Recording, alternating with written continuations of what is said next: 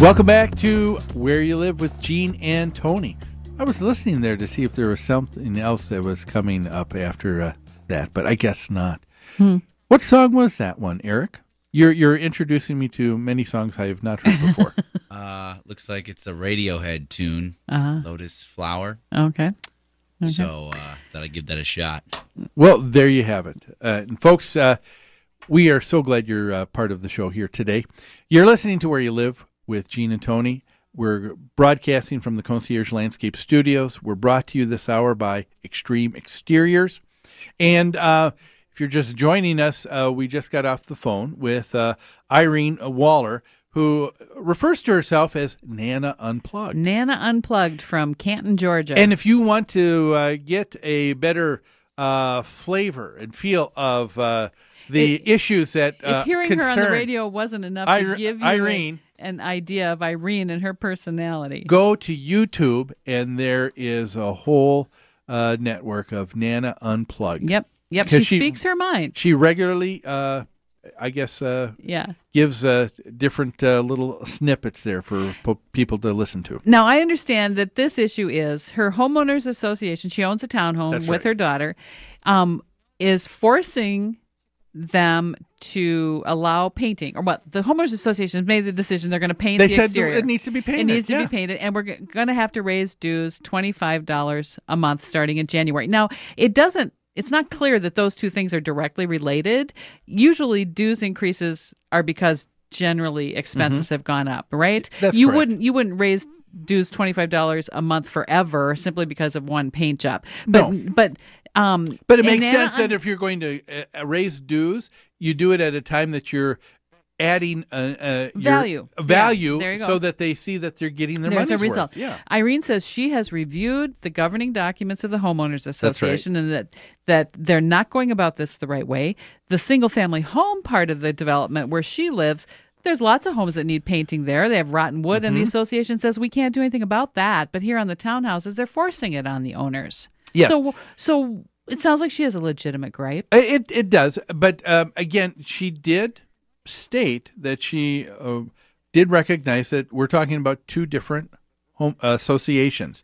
And then you have a master association over this. And that's not uncommon, is it? Not at all. In a development, for example, I'm thinking of Arbor Point in Inver Grove Heights. That's right. That's 10 or 12 different homeowner associations, right? That's correct. With a master association overseeing them all. Club West, another large one in Blaine, there same way. That's right. So there's a number of associations that in the Twin Cities that are formed that way, and each one has a different set of governing documents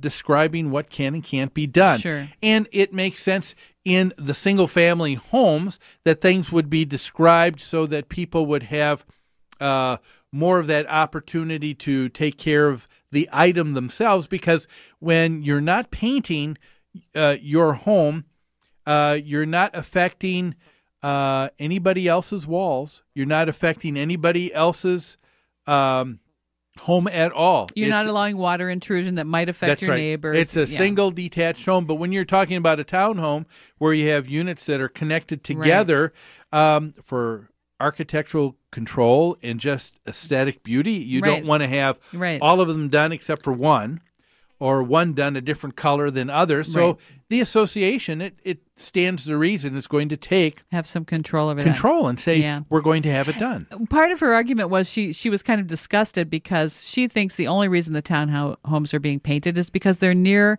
the marketing office for the property.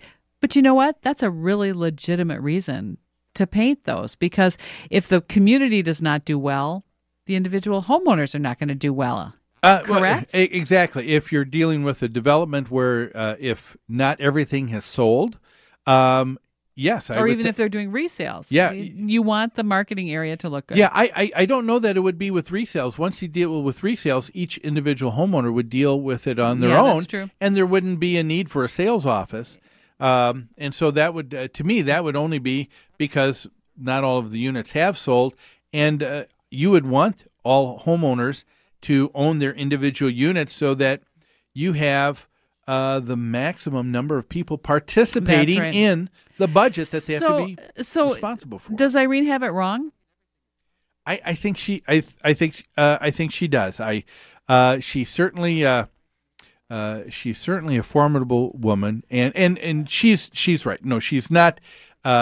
She is not anybody's fool. There's that, and she's no dummy. But she's holding people accountable. But that's for sure. Yes, and that's fine, to do. But I don't think she has understood her governing documents. And you know what? At the end of the day, things will shake out. I talked to someone from the management company that manages the association where Irene lives, and they sound very reasonable, Tony. They told me off the air that yes, when Irene first came and said, "No, I don't want you painting," they went ahead and said, "Okay, we're not going to make a big stink, Irene. We're going to paint all the other homes," and that's what they did. So they didn't take action that forced her to chain herself to the front of the townhouse. No, she chose. Is it possible she did that for the media? She chose. You think?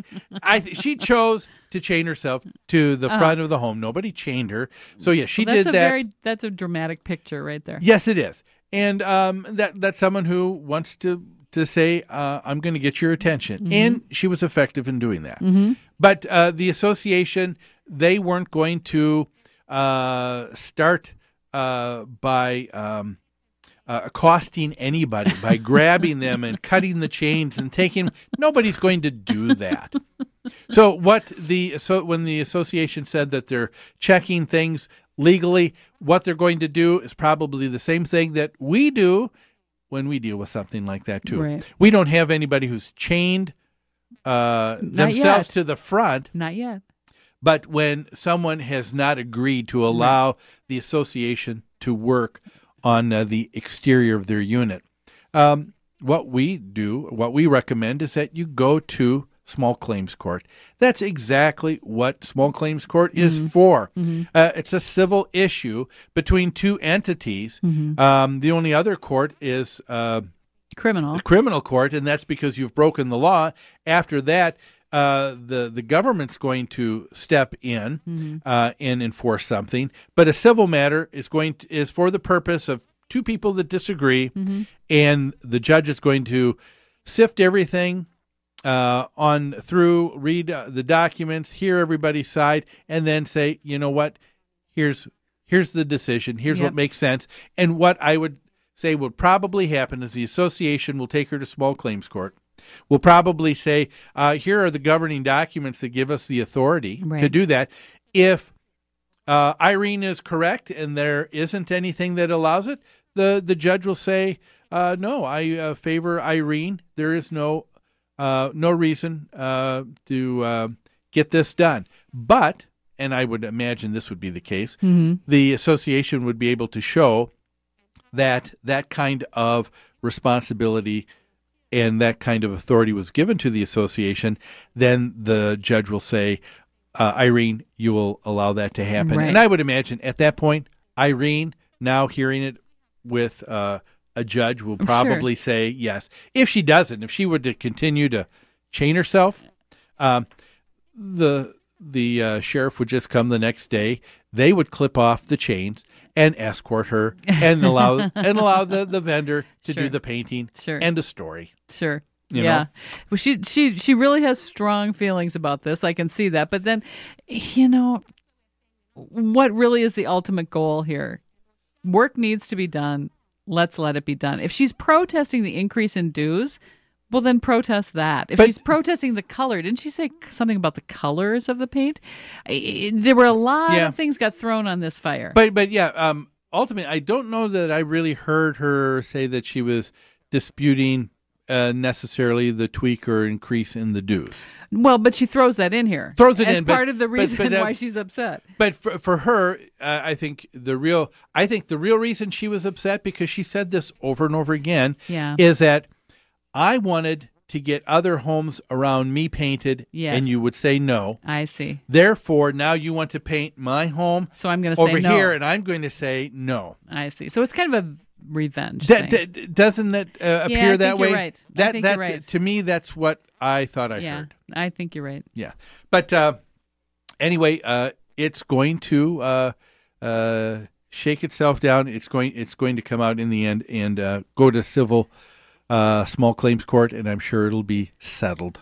Yeah, I would encourage our listeners to go to YouTube and search for Nana Unplugged, and she's got several videos on there where she makes her opinions known about things that occur to her during the course of her day. That's right, Nana Unplugged. Hey, it was nice to meet Irene. It really was.